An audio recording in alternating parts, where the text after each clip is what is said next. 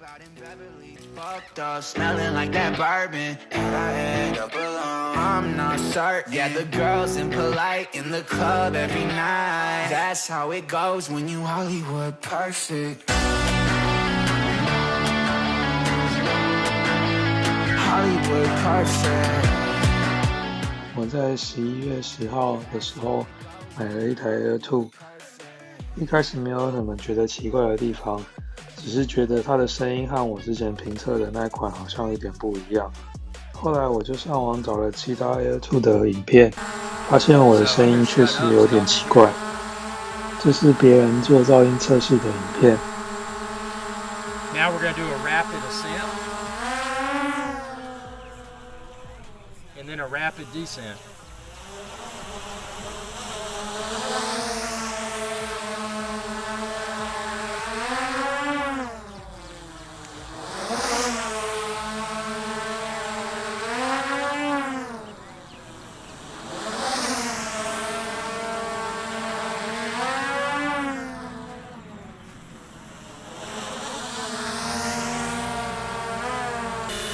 那这是我自己测试的影片，有注意到吗？它在飞上去的时候有一个高频的音乐。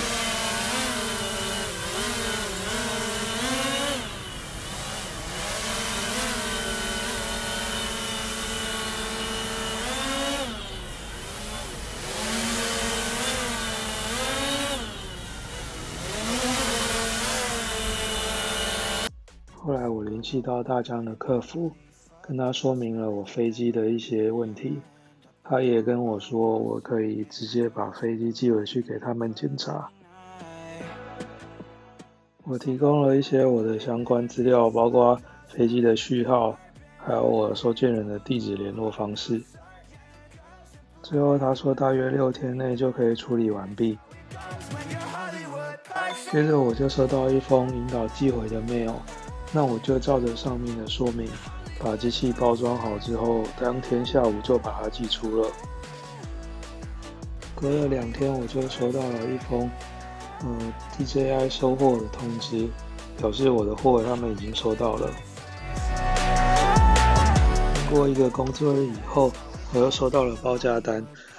报价单里面有记录检测的结果，主要是左前电机卡转。那在保固内非人为因素损坏的话是可以不用付费用的。一样是在隔1个工作日后，我就收到了发货通知。里面除了机身和云台的序号不一样以外，电池还有遥控器都是我原本的。维修的进度和时程都可以由官方的系统查询到。我在收到出货单之后的隔天，快递就已经把包裹寄到了。这次大疆的售后体验，我认为是还不错的。除了整体效率非常快以外，流程也算是蛮简单的。忘了提醒大家，维修回来的飞机需要是会换的，所以记得上民航局再重新注册一次哦。以上就提供给大家参考，如果有问题的话，可以留言再问我。谢谢你的观看。